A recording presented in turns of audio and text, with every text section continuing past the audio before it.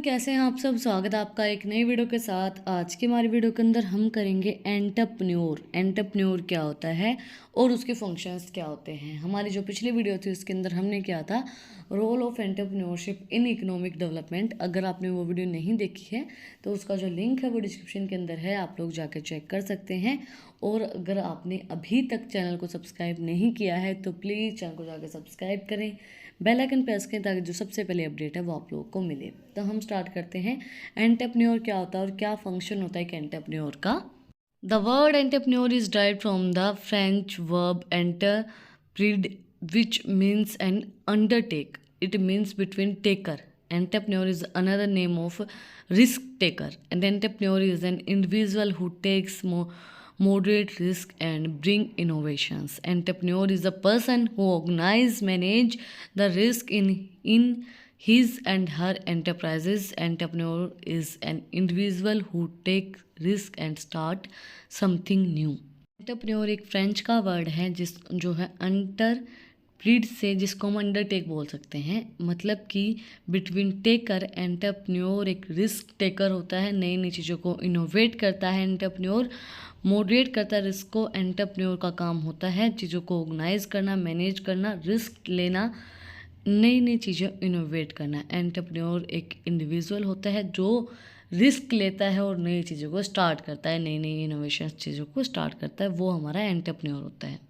Definition of entrepreneur: an entrepreneur is an individual who takes moderate risk and bring innovations. An entrepreneur is a person who positioning of a new enterprises, ventures or ideas and assumes significant accountability for the inherent risk and the outcome. An entrepreneur is one who undertake an entrepreneurship, especially a contractor acting as an intermediary between capital and labor. According to J.B. Say, an entrepreneur is the economic agent who units all means of production, land of one, the labor of another, and the capital of yet another, and thus produce a product. By selling the product in the market, he pays rent of land, wages of labor, interest on capital, and what remains is his profit. Thus, an entrepreneur can be considered as a person who possesses the unity in incentive skills and drives to set up a business or enterprises on his own, ultimately achieve his desired goal.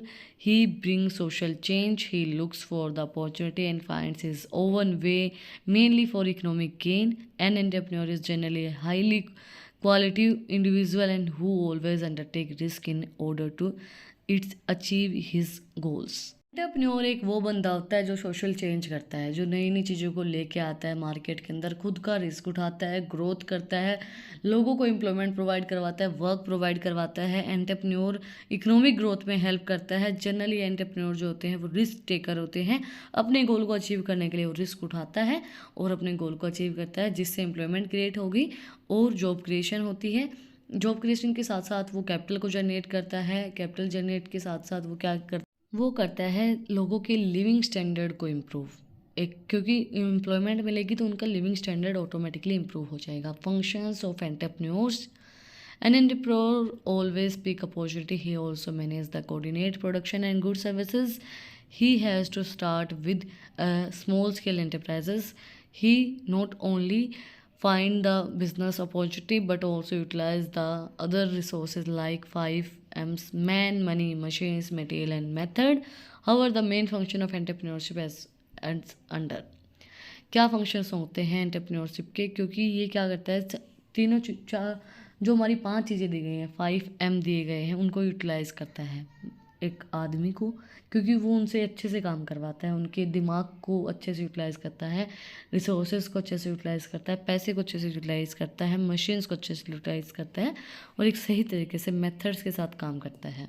First was idea generation. This is the most essential functions of the entrepreneur. Idea generation is possible through the vision, insights, observation, experience, education, training, and exposures of the entrepreneur. It specifically implies proper selection of product and identify of projects. Ideas can be generated through the surrounding environment and market survey. It is the chief function of the entrepreneur to generate as many ideas as possible so as to select the best business opportunity for commercial विचुअल business ventures. Main function एक entrepreneur का क्या होता है कि best idea generate करना, कि क्या चीज़ मार्केट के अंदर अभी रन कर रही है और क्या चीज़ मार्केट के अंदर अभी रन कर सकती है जो हम मार्केट के अंदर उतार सकते हैं। तो एक एंटरप्रेन्योर का यही काम होता है कि वो मार्केट को स्टडी करके हर एक चीज़ को देख के बेस्ट business opportunities बताए।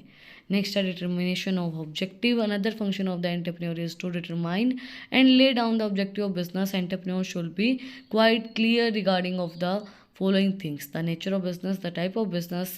They indicate whether the enterprise is belonging to the category of manufacturing and concern of service oriented under or trading business. Thus the entrepreneur can attempt to venture in accordance with the objective determined by him. देखो, determine करता है objective को। एक entrepreneur जब भी business start करता है उसको सबसे पहले आइडिया होना चाहिए कि मैं कौन सा बिज़नेस स्टार्ट करूँगा। उसके बाद उसको पता होना चाहिए कि तू जो बिज़नेस स्टार्ट कर रहा है, जो बंदा बिज़नेस स्टार्ट कर रहा है, वो उसका ऑब्जेक्टिव क्या है। वो सर्विस मोटिव से चला रहा है उस बिज़नेस को, भाई मुझे लोगों को अच्छी सर्विसेज प्रोवाइड करवानी है या चीज़ें मैन्युफैक्चर करनी है या ट्रेडिंग करनी है, तो क्या बिज़नेस चलाना है वो चीज़ उसको पता होनी चाहिए कि उसके अकॉर्डिंगली फिर वो चीज़ काम कर सके, उसके अकॉर्डिंगली आप लोग हर एक चीज़ को कर पाएँ। डिटरमाइन करेगा ऑब्जेक्टिव को। नेक्स्ट है राइजिंग ऑफ फंड। जब उसको पता चल गया कि आइडिया क्या है, उसके बाद उसने ऑब्जेक्टिव को डिटरमाइन कर लिया, उसके बाद फंड को राइज करेंगे। Fund rising is the most essential function of entrepreneur. All the actions of business depend upon the financial support and its opposite management. It is the sole accountability of the entrepreneur to raise funds for both internal and external agency. In this regard, he should be aware of the different source of funds of the official producer to raise funds. He should be well aware to different government sponsored schemes such as PMR, SGSYREGP etcetera. Rise करते fund को, मतलब कि उसको पता होना चाहिए। कोई भी एंटरप्रेन्योर है वो अगर अपने बिजनेस को स्टार्ट कर रहा है तो सबको, देखो कोई भी इंसान बिजनेस स्टार्ट कर रहा है, एंटरप्रेन्योर की हम नहीं एग्जांपल लेते हैं, कोई भी इंसान बिजनेस स्टार्ट कर रहा है तो उसको पैसे की ज़रूरत होगी। कोई भी इंसान कहीं जा रहा है उसको पैसे की ज़रूरत होगी। हम ट्रिप प्लान कर रहे हैं वहाँ पे भी हमें फाइनेंशियल चीज़ें ज़रूरत होंगी। तो अगर कोई बिज़नेस स्टार्ट कर रहा है तो उसको तो पैसे की ज़रूरत होगी। तो उसको ये बात पता होनी चाहिए कि आपको फाइनेंशियल सपोर्ट है या नहीं है, आपको फाइनेंशियल सपोर्ट कहाँ से मिलेगा, आप कहाँ से अपने फ़ंड को राइज कर सकते हो। उसको गवर्नमेंट की हर एक स्कीम्स के बारे में पता होना चाहिए कि गवर्नमेंट किस चीज़ के अंदर स्पॉन्सर करती है, कौन सी गवर्नमेंट की स्कीम है, जैसे कि PMRY हैं और SGSY हैं, REGP हैं, बहुत सी एक्सेट्रा, बहुत सी स्कीम गवर्नमेंट चलाती है जिसको जो बिज़नेस को सपोर्ट करती है, स्पॉन्सर करती हैं। तो वो चीज़ को पता होनी चाहिए कि आप लोग कहाँ से फंड को राइज कर सकते हैं। नहीं, नेक्स्ट हमारा procurement of raw material. Another important function of the entrepreneur is to procure raw material. Entrepreneur has to find out of the cheap and regular sources of supply of raw material which will be unable to reduce the cost of production. Entrepreneur को ये बात पता होनी चाहिए जब उसने fund rise कर लिया, उसके बाद ये पता होना चाहिए कि कहाँ से अच्छा और चीप सामान मिल जाता है। जैसे आप लोगों ने देखा होगा मार्केट के अंदर कई शॉप्स ऐसे होती हैं जो थोक की होती हैं, जहाँ पे आप बल्क में सामान उठा सकते हो। तो आपको रॉ मटेरियल कहाँ से अच्छा मिल सकता है जो आपकी कॉस्ट को रिड्यूस करने में हेल्प करेगा और आपको अच्छा एक रॉ मटेरियल भी प्रोवाइड करवा देगा। ये चीज़ आपको पता होनी चाहिए। नेक्स्ट है procurement of machine. The next function of entrepreneur is to procure of machinery and equipment for establishing of new venture. While procurement the machines he should be satisfy from the following detail.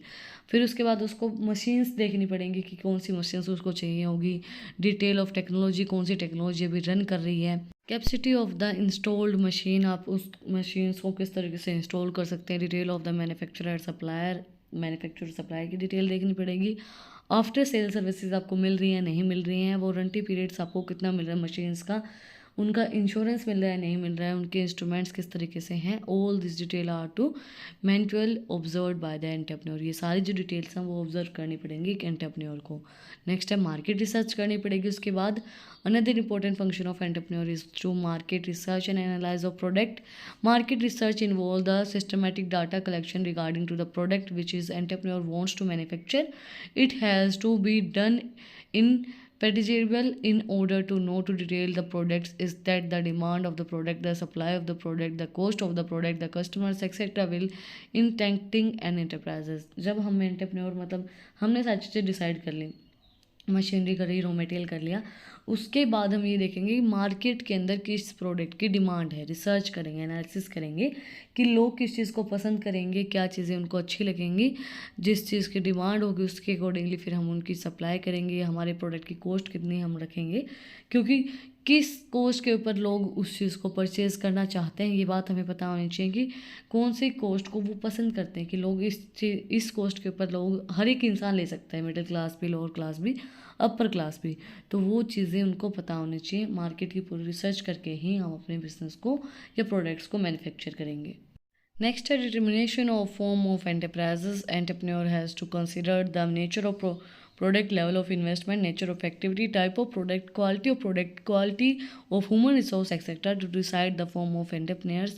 Enterprises, the principal form of an ownership organization or the sole properties, joint venture, joint stock company and cooperative society. Determine of ownership rights is critical on the part of entrepreneur to obtain legal title to resources. Determine करो कि आप उस form of enterprises के owner हैं, क्योंकि आपको देखना पड़ेगा, कंसिडर करना पड़ेगा कि आपका नेचर ऑफ प्रोडक्ट कैसा है, लेवल ऑफ इन्वेस्टमेंट आप कितने तक का कर सकते हो, आपकी नेचर ऑफ एक्टिविटी कैसी है, प्रोडक्ट कैसा है, टाइप ऑफ प्रोडक्ट कौन से हैं, क्वालिटी कैसे है, क्वांटिटी कितनी है, ह्यूमन रिसोर्स आप कितने यूज़ कर रहे हो, तो वो आप डिसाइड करती है कि आप कौन सी फॉर्म ऑफ एंटरप्राइजेस को यूज़ कर रहे हैं। सोल प्रोप्राइटरशिप है, जॉइंट वेंचर को कर रहे हैं, जॉइंट स्टॉक कंपनी है, आपकी कोऑपरेट सोसाइटी है, जो चीज़ डिटरमाइन करती है ओनरशिप राइट्स को और एंटरप्रेन्योर को एक लीगल टाइटल प्रोवाइड करवाते हैं कि हाँ ये एंटरप्रेन्योर इस कंपनी का ओनर है। तो ये चीज़ डिटरमाइन करती है कि एंटरप्रेन्योर कौन है।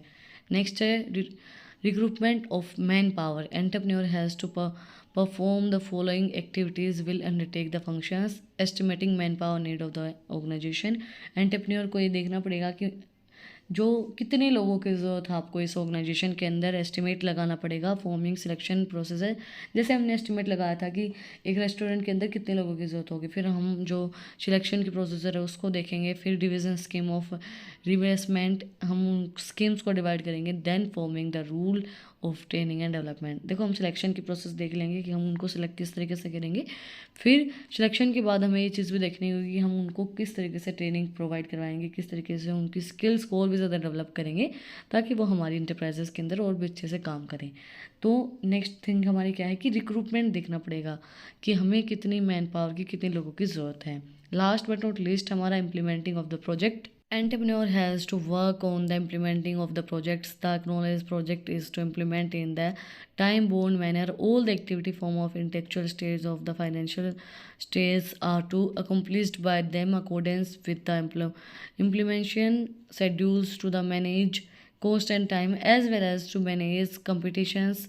Thus, implementation of the project is important function of the entrepreneur. उसके बाद हम इम्प्लीमेंट कर देंगे सारी चीज़ों को, जो हमारा प्रोजेक्ट है, जो भी चीज़ें हमने की हैं, टाइम बोर्ड किस तरीके से करेंगे, जो एक्टिविटीज़ है फाइनल स्टेज के अंदर हम सारी चीज़ों को इम्प्लीमेंट कर देंगे। To conclude with all the function of entrepreneur can proceed by put into the following category: innovation, risk bearing, organising, management. इनको हम कंक्लूज़न के अंदर लेके आएँ कि मैनेजर जो एक एंटरप्रेन्योर है उसका क्या फ़ंक्शन होता है। तो उसके फंक्शंस होते हैं नई नई चीज़ों को इनोवेट करना, रिस्क उठाना, चीज़ों को ऑर्गेनाइज करना और चीज़ों को मैनेज करना। इसी के साथ आज का जो हमारा टॉपिक है, क्या होता है एंटरप्रेन्योर, कौन होता है एंटरप्रेन्योर और एक एंटरप्रेन्योर के क्या फंक्शंस होते हैं, वो हमने आज के वीडियो के अंदर कंप्लीट किया है। अगर आपको आज की वीडियो पसंद आई तो आप लोग को पता ही क्या करना है, कमेंट सेक्शन में मुझे बताना है कि आपको वीडियो कैसी लगी। कोई भी डाउट है तो वो भी आप लोग कमेंट सेक्शन में मुझसे पूछ सकते हैं। और अगर आपको इन टॉपिक्स की पीडीएफ चाहिए तो टेलीग्राम चैनल का लिंक डिस्क्रिप्शन में है, वहाँ पे जाके आप मुझे फॉलो कर सकते हैं। और भी इंटरेस्टिंग रील्स को देखने के लिए इंस्टाग्राम चैनल का लिंक डिस्क्रिप्शन में है, वहाँ पे जाके आप मुझे फॉलो कर सकते हैं। फिर मिलते हैं एक नई वीडियो के साथ, एक नए टॉपिक के साथ। Like, share and subscribe. Thank you for watching my video.